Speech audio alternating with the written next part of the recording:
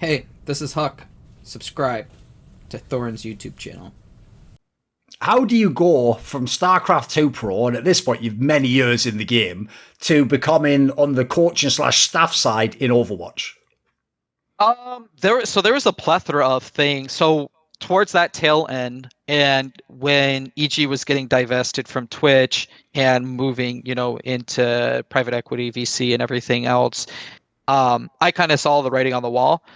So I was still a pro. I was still signed to EG, but I started working on other things, and I was still doing decently in tournaments and stuff. But my life was progressing in many ways, and I wasn't putting nearly the same amount of time into it. So the core three or four things that I did was I did some talent work with mixed results. So obviously, like the StarCraft stuff I did was good. The Overwatch stuff I think was good up until a point, an incident I'm sure you're more than aware of, where I had a very particular comment to a beloved figure, ZP in Overwatch, and it did not go over well. Then I did consulting and advising for corporations looking to get into gaming and esports, so like more traditional business experience, and working with friendly faces that helped. It wasn't like I'm meeting the CEO of X corporation and I'm doing everything by myself, but slowly but surely doing like project management and more work in that regard. And then doing, agency work as well. I was kind of like always notoriously in StarCraft 2, one signing big contracts, but being good at negotiating across like many different things. So I did those Did three you handle all things. that yourself in StarCraft? You didn't use like an agent or something? No, I don't even know if there were agents back then, I to don't be think honest. so. I think it's probably just a lawyer if you could hire, that'd be about it, I Yeah. think.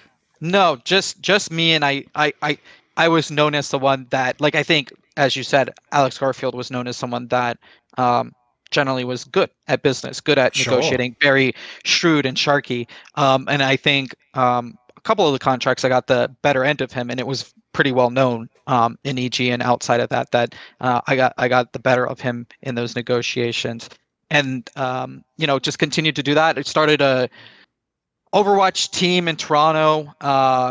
Actually had like some interesting conversations with some companies. One was like Shopify, who obviously has like a small esports team now. So just did a lot, branched out, worked really hard. It was like a lot. So working just as hard as I was in StarCraft, but across many fields. Just kind of getting experience, doing whatever I could. And then eventually got a call from the Crafts, and everything kind of fell into place in that regard. When you came, as you said, you got the Boston Uprising gig, which was, as you say, Crafts, the people behind the New England Patriots. They're making a Boston team, a Boston franchise within the game. All makes sense, I'm sure they have all the local relationships and the sponsorships and all that jazz. That all made sense. But here's the funny thing, right? Is to a fan who's very naive, if they don't know about the actual business of the NFL, they might think, oh, perfect. You join a team that's got all this championship success. Like, if people don't know, a lot of the shrewd people in the NFL assign that basically to Bill Belichick, and the fact that, like, somehow he's just amazing at, like, picking up the players that other people think are like, that guy's, he's done, or this guy's not ready, or, like, he's very, very shrewd, basically. If people don't know, he's the coach and the general manager, or at least he was for a long time, and basically had, like, absurd amount of control that no other coach in the NFL had. And basically, yes, they had some very great players at times, but he was probably the most famous coach ever for like making the most out of like what looks like a little amount and getting people that you don't think this guy's ever going to win, but they win the Super Bowl, and then he cuts him and picks up another guy, right? If you're going into an environment like that, this isn't a guy, I'm guessing, Robert Kraft, who's like, look, we're just going to open the checkbook, buy all the best players, just spend a lot. I'd imagine he wants you to be pretty shrewd, right? You got to sort of, it has to be dollar for dollar, it has to be worth something. Is this accurate? I mean, I think the Crafts are they more than anything, logic and reason, right? So obviously, like, they didn't know a lot about Overwatch in the sense, like, they're not like avid fans, avid players, anything else. So when I interviewed for the job, and obviously a lot of other people interviewed as well, they asked, like, on many things, like, what's your opinion, what's your reasoning, what's the logic, like, what do you see, all those things. And year one for me, I basically said, like, I feel like there's a big opportunity here where we have a lot of established teams with older talent who are going to get fat contracts going into Overwatch League, but there hasn't been a ton of due diligence in, trialing players or like, using analytics or anything else. And, I think we could build a good team based off of those things, because at that time, the Overwatch scene, and I think this is common regardless in early esports. I mean, even in StarCraft2 with Evil Geniuses, you kind of sign the established pros, but there's a lot of people who aren't being scouted, right? Like in some ways, that's me in StarCraft2. Like I was a good pro, I had a lot of skill, but I didn't have the pedigree or reputation that these other guys had from Overwatch, or from StarCraft1. So for Overwatch, it was, like TFT and other games like that, where people transitioning to Overwatch were like big pros in those other games, which were pretty small, right? So I just, naturally assumed, and from what I saw that opportunity. And, I think it makes sense for anybody if you're saying like, listen, I think I could do this better and cheaper. And they were like, if you feel like you could do that, then, we should take that approach. And we did, and it was good. So.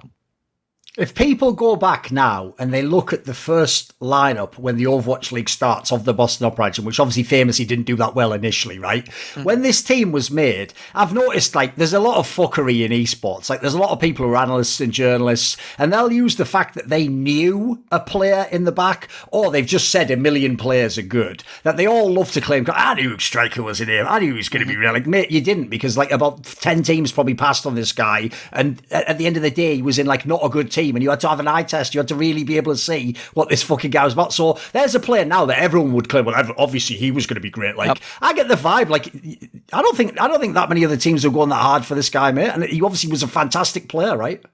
Yeah, I mean, most of the players we signed year one had little to no interest. Like literally no other team was talking to them. No other team was trying to sign them.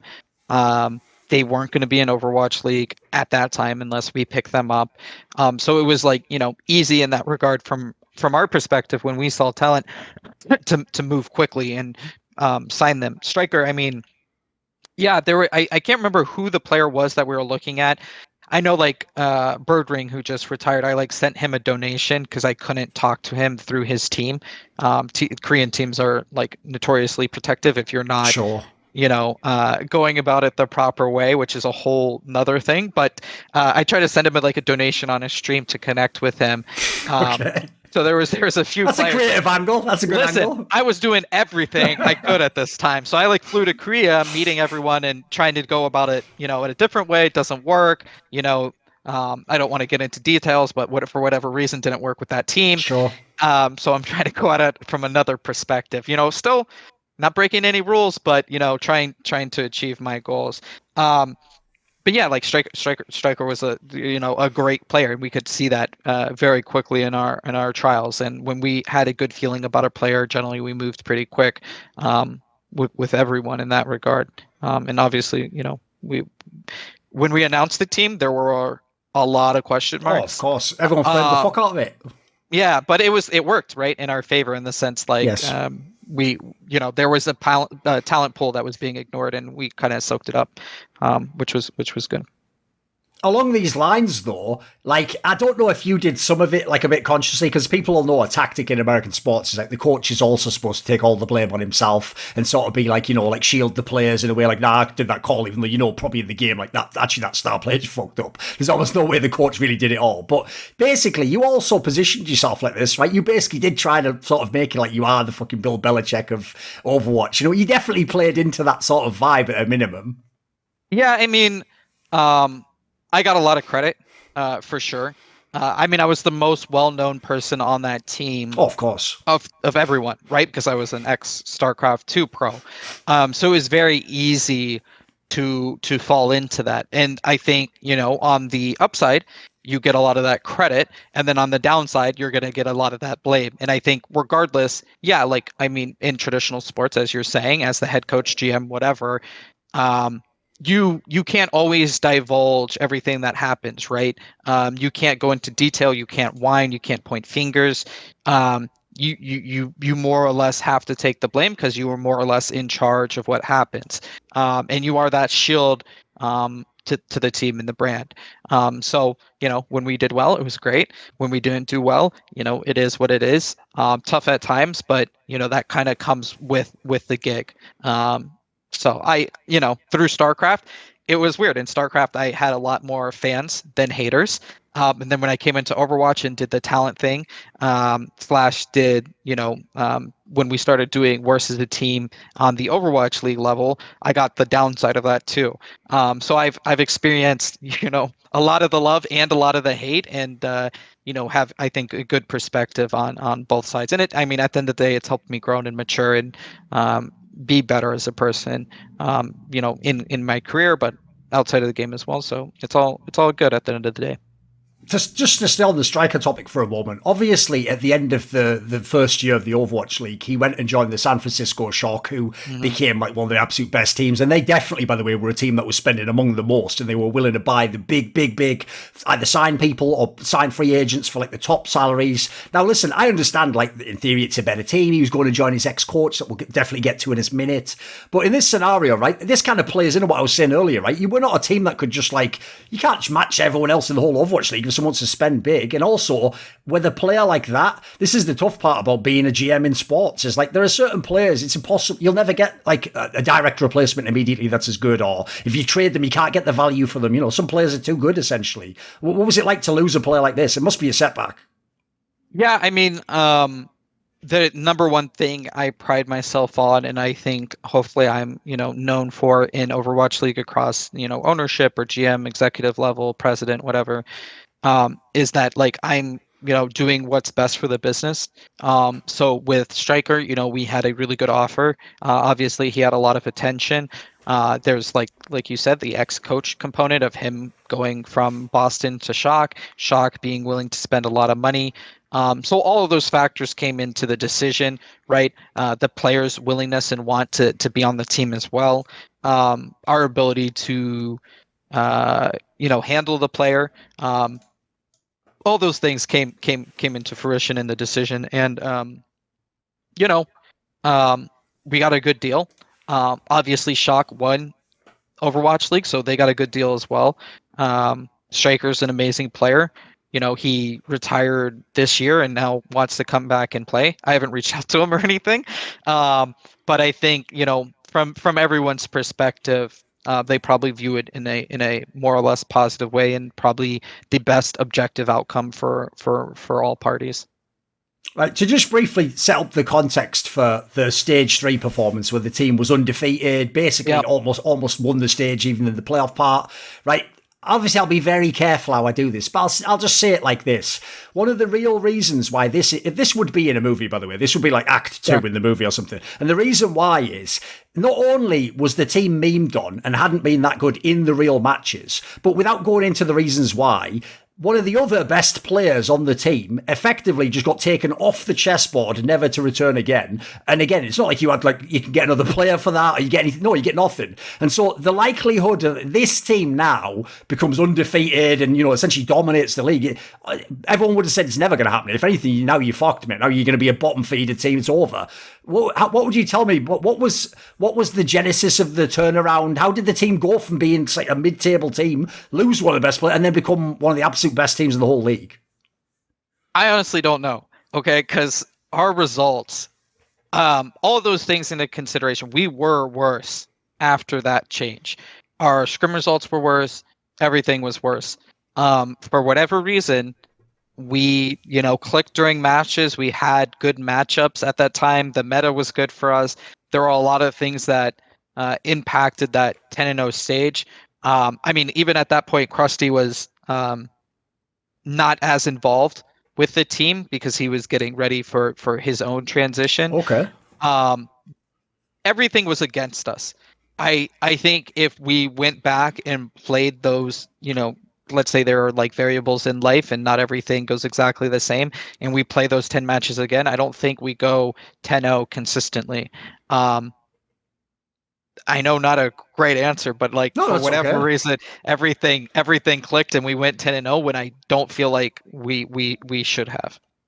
Listen, the reason you mentioned. All that being said, if you're fucking Robert Kraft, You're doing a good job playing the Belichick great. angle. Yeah, it looks like you've nailed it, right? Looks great. Yeah, no, 100%. It looks amazing. But I'm always honest with them, and like I told them, like, hey, this is surprising for me too. I never was like, yeah, we're whatever, we got it. Not an issue. We're doing it. I think they were also, pumped in that same regard. But no,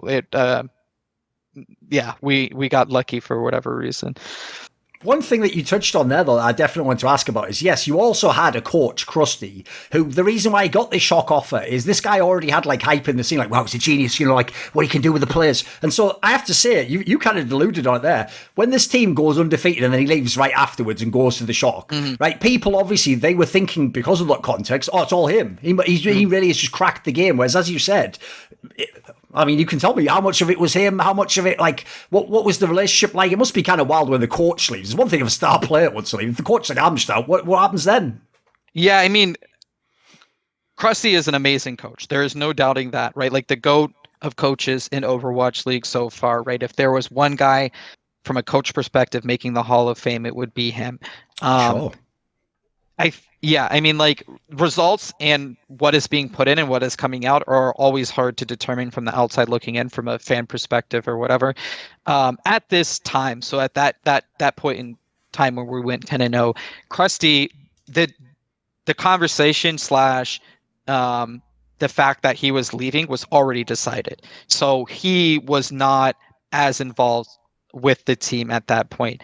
I think a fault to me is like he signed on as a head coach and he was never a head coach. So the fact that he wanted to leave was totally reasonable. He was more of like the head coach of the Koreans in the sense like we had a 50-50 pretty much Western Korean team. You need someone that's going to be able to speak Korean, English, and Overwatch. I did not set Crusty up in our team as much as I should have to succeed, in the sense, like, I think when we did team reviews in front of the whole team, we were in the Burbank Arena at the time. There's a screen in the corner of the room. I think he did like 1 or 2 reviews all year in front of the whole team, and they didn't go well, in the sense, like, his English was not at the level it needed to be. And the presentation wasn't as good as it needed to be, but I did not help him get to that level as quickly as I should have, which is a failure on my part, and I totally take accountability for. But he was great in every other sense, right? Like, at the same time, if we're doing a presentation and it's me or one of the other coaches, it's in English, he's translating, he's talking to the players, he's a great mental coach. He's taking the players out to dinner when they have issues on an individual level. They need to improve their play. He's walking them through it. So like he very much contributed as a coach all year, up until the point, like, he took a little bit of a step back once he decided he was leaving, and we kind of had that conversation. So he was very involved, definitely helped the team 100%. But, he was promised, his title was head coach, and he really didn't get that opportunity as much as he should have. And, that's mostly on me. I think we both, looking back, hopefully, could say that we both, had some missteps and things could have been better. But yeah, like it's like good and bad, right? Like I feel like we still had a really good season, so that's nice. Even though he wasn't as involved as he should have been, but he obviously is a great coach, and he could have been as impactful, if not more impactful, if he had been given more of an opportunity or set up for success and helped in the ways he needed to be supported. But, hopefully we both look at it and think learning experience, glad that we've improved, et cetera, et cetera. Along those lines, and especially with your background with Koreans and having been in Korea, I actually had a follow-up question that I just thought of while you were saying that, which is a lot of Westerners also don't understand basically what the standard structure of a Korean team is. And it usually goes like this. There are 2 coaches. You obviously can have a lot of other people as well that are sort of in the mix. And typically what people don't get is the head coach isn't actually, like, he wouldn't be Bill Belichick in this context, right? In the sense that Bill Belichick also makes like calls for things he wants to happen in the game. Basically, the head coach is almost almost just more like, I'd describe it as like he's like the boss or he's the dad of the family, if you want one of these, whichever analogy you prefer. And his job basically is like control the practice, make sure people stay in line, everyone knows where they are in the hierarchy. And then usually there's a secondary coach, which is the strategic coach, is what they call it now in Korea. And that would be like Koma from T1, for example. Like a lot of people actually used to mix that up in League of Legends. They thought he was the main coach. Actually, was a different guy, but he was the guy who said like what they're going to do in the game, and this is how we want, and like make these changes in your play strategically. Here's what I want from you. Right, what you're describing here would make perfect sense if you think of the rep. Like Crusty sounds like a shoo-in to be the strategic coach, but to be the head coach is not only a different matter, but here's the other key aspect, because it was tried in League of Legends. They brought over a couple of people to be the head coach of like Western teams, and these guys all fell flat because what happened was they walked into a room, they didn't know it, full of people with massive egos who were like American players or European, and they just thought these guys, it would be like Korea, like I'd automatically get the respect, there'll be this hierarchy, and it's like, no, dude, some of those people, especially if they're a star player, like they want you to like have a go head to head with them, like they want to battle you and they want to test you and they want to find out, should I give you my trust? Like it's a different world, right?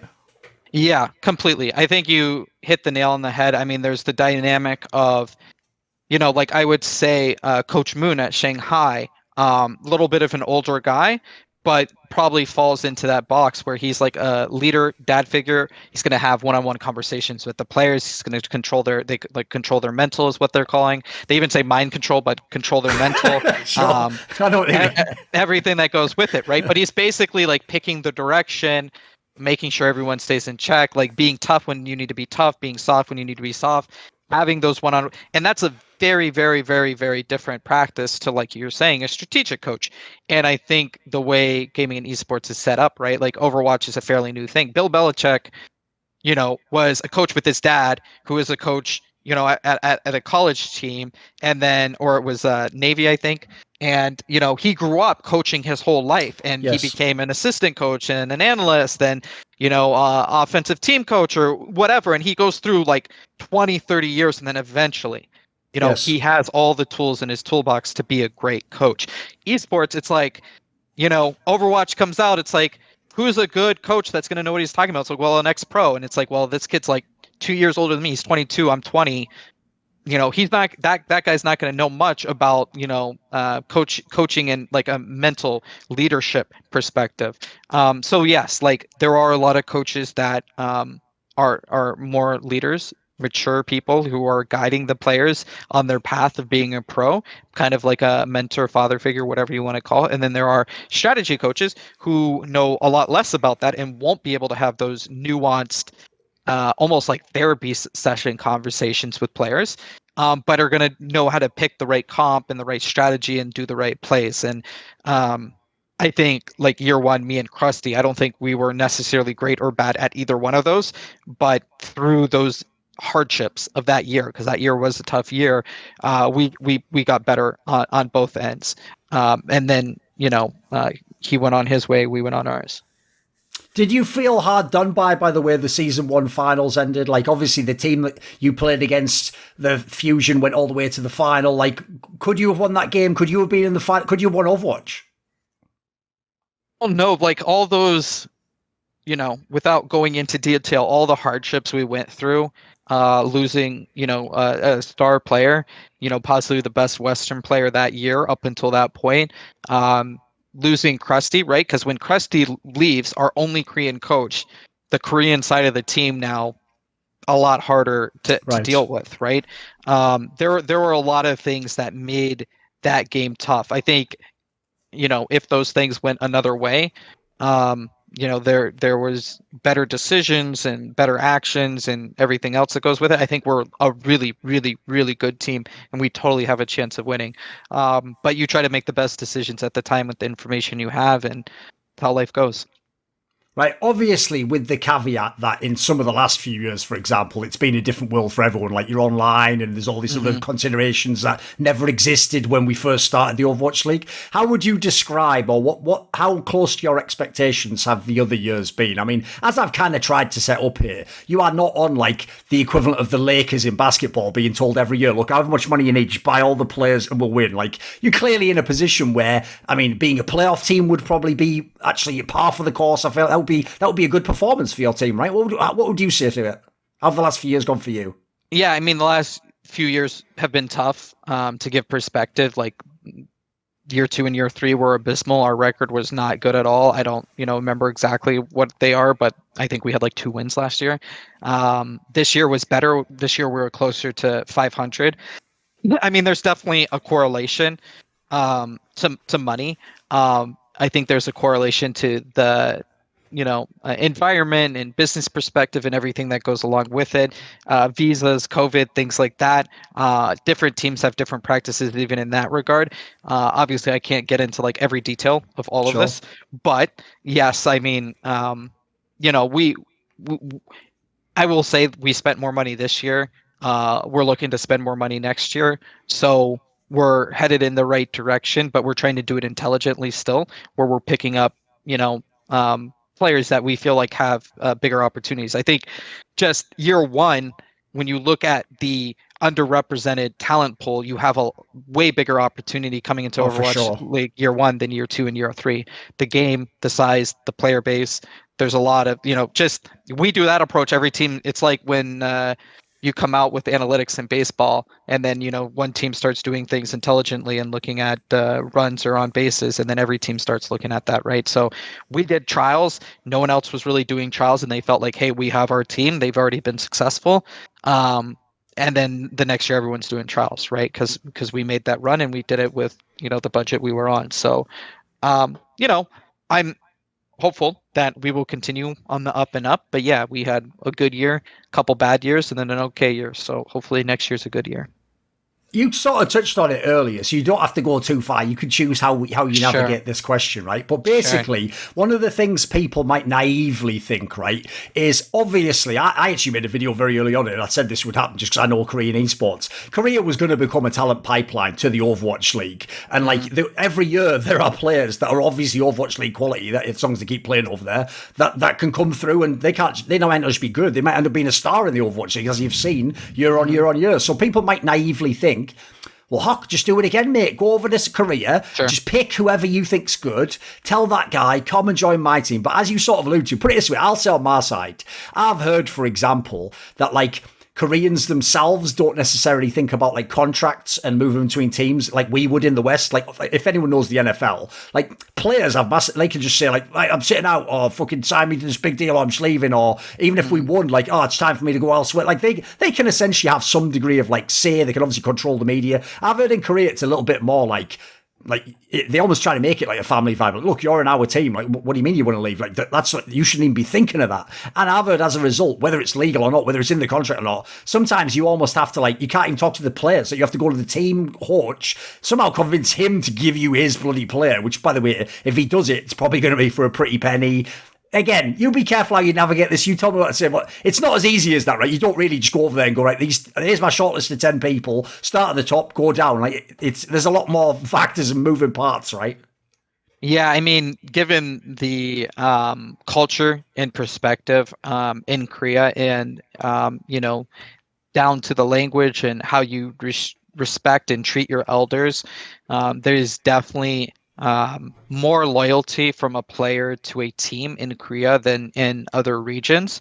And there are some teams and some coaches, managers, owners, whatever you want to call it, in Korea that are kind of playing both sides of the agent and the owner of the contract, Yes. which is difficult at times to negotiate with, to talk, help with, and it's hard. I would say legally, right, from an Overwatch League rules perspective, they're not necessarily breaking any rules. I think agency in Korea across the board, and I'm not just talking about esports, but the entertainment industry in Korea, Of course. Yes. everything else. They have a long ways to go in that regard, and you can see a lot of the issues that ripple across those different industries. Yes. So I think it's a larger issue. Definitely exists in esports. Can be difficult to navigate at times. I think our approach is we're looking for good players, and we're going to be creative as always on how and where we find those players, and we have been pretty successful both on our academy team and on the Overwatch League level of finding talent, transferring players, generally running a good business. We want to be successful as well, so we're also gonna try to look that way. But yeah, I mean it's hard, and obviously Korean representation within Overwatch League has been steadily going up too since year one to today, and probably going into next year, etc. Right, obviously the big potential game changer is Overwatch 2 is on the horizon, and the league apparently will just transition into that at some point in time, and it'll effectively, the hope is it'll be seamless and it'll be a game that, the top players are still good at and all that jazz. Right, as this comes along, I just want to know, where are you at in your career? Like, do you actually see, like, put it this way, could you be, like, I know it's a weird term in esports, could you be like an esports lifer? If I come back in 15 years, is there like a Reflections Part 2 with HuK, and now we're like, you're still in esports? Who knows if it's Overwatch? Who knows what it is? Could you see that for yourself? I mean, yeah, like I've had other opportunities arise, both in and outside of esports. I think probably gaming and esports is always going to be part of my life. I think, if I keep working, then yeah, I most likely will be in gaming esports. I don't want to say like esports specifically, but like the greater industry. I don't know, like I'm pretty happy here. There's like, pros and cons, as you well know. Like, you're kind of always on call at all times to do Sure. whatever, and your schedule is going to be crazy and wacky, but at the same time, you get to watch and play video games, every once in a while. And I've enjoyed it. I've had fun. I've built relationships. I genuinely care about the industry and want to see it do better and succeed. I'm a big believer in that and wanting to be part of that. So yeah, like I would say most likely I don't lifer. I don't know, but when I would retire or when I would do something else or whatever. But I think I'd much rather be in esports and gaming versus other industries.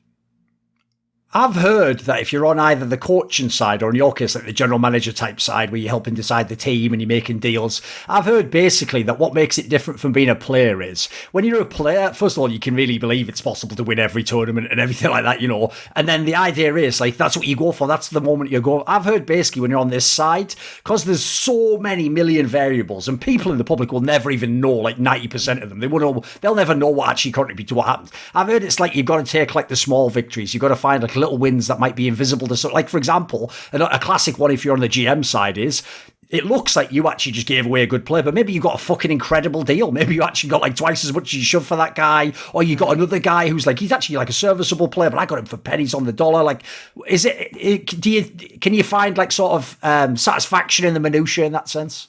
Yeah, for sure. And I think you get a lot more of that respect and reward internally, to other GMs, other coaches, etc. I think just like the daily ops side of it, right? Like, if my staff, the majority of my staff or the majority of my players, like genuinely say like, oh, I had a good year, I enjoyed my time here despite, we could have done better. We could have had better results. Like, that's a win for me, right? That means, operationally, we're still being smart. But, at the end of the day, if a player is not on like championship team, but they still are saying like, hey, I liked it here, I would love to come back, it means you're doing something right? It might not be you're the best team in the league, but there are some things there. Obviously, you want to do both, right? You want to work towards being the best team and also having happy employees and being successful from a P&L standpoint. But all of these things come into play. And then just for me, it's like, branching out, doing other things, learning about other things, trying to grow, as a person, in my career and just like in daily life. So all of those things, make me happy, despite maybe like, what you're saying, like a negative headline, like, oh, Boston Uprising, we're second to last this year or whatever it might be. If you could go back in time, we won't make it the beginning of StarCraft 2. We'll just say when you're on Team Liquid, so you're sort of like, you're semi-committed, like you're going to be a pro, you're going to go to tournaments, sure. And you can't tell yourself, obviously, you can't give like the fucking Gray's Sports Almanac. You can't be like, right, in this tournament, do this build, and they can't, like, you can't do that. But the idea is you could go back, and all you could do is just give yourself like a simple piece of advice or some sort of a message that, for whatever reason, you could decide what angle it is, I don't know, to comfort you, to make you think, what would you say? What would you say to yourself back then? Jesus. That's a hard one. That's one I feel like I it's need fun. to reflect on or think about.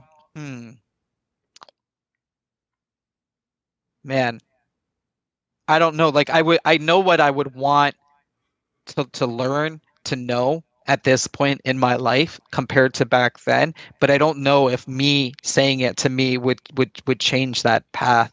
I think, it would be like some version of like appreciate things more. It's not, maybe grateful is a better word. Be more grateful. I feel like being grateful in life grounds you more, to work harder, to be kinder, to be more empathetic, to connect with people, to also get like a better sense of why things are the certain way they are, in the sense like, oh, I won this game with this build. But if you're grateful and you understand the work that you put in, or you lost but you're grateful at the opportunity and you understand maybe you should take a different approach, being grateful, probably would have helped me more when I was younger. Obviously, this is a ridiculous follow-up, but I'll say it, right? Obviously, in this scenario, like, you can't really ever, like, see, oh, that is me from the future and he is giving me this advice. But in a world where that conceit would work, do you think that HuK back then, how would you take it if you gave yourself that advice? You think you could take it on board and see it was something to it? I think back then, I would be like, wow, man, you got pretty fat. So Okay. there would be some minus points there already, and less respect. Just because, more egotistical, and more shallow back then. But I would hope so. I think I would have at that time, right? Like, I have so much confidence in my own ability that my hope would be, that would, I would respect my older self and take it sincerely. I think I would have to tweak that gratefulness statement word into a sentence, but yeah, I would hope so. You never know, right? If I'm assuming this is like a world of if it's like an epiphany, like a vision, Yes. not just like, oh, you're sleeping, you heard something and you ignore it, but it's impactful. Yeah. Sure. Right, at the end of this interview, do you have either a final message or maybe someone you want to thank or say hello to? Not really. I mean, please cheer for our team, Boston Uprising. Thank you for the interview. Thank you for staying up so late, because I know it's late for you. I enjoyed the interview, and I hope everyone watching enjoyed it as well. I genuinely am happy that I took the path that I did in life, and StarCraft2 esports gaming has done so much for me. I can't put it into words, but hopefully this interview helps everyone better understand how life-changing it was for me, and what a positive impact it was for me. And here's to many more years for all of us, hopefully. This video was kindly supported by Lager15, Matt Pugnatio Racula, Scaparin, Travis Goff, Zach Smid, Adam Oaks, Alexander Rao, Animosity, Butt Pounder 420, Chris, Hades, J Dobbs, Jensen Go, John Shelton, Joseph Ginsberg, Kovacevic, Tobias Bernasconi, Zumba, Zyrathenia, and as always, a special thanks goes out to both Jerky's Minion and DZL. Do you want to suggest a topic or a guest for my content? Would you like to ask a question for my monthly AMA? Want teasers for upcoming content or interview guests have I done, etc.? Do you want to take part in one of those donated discussions? Well, if you want any of the above and previously mentioned, put your money where your mouth is and join the Scroomalati today at the description box link to Patreon.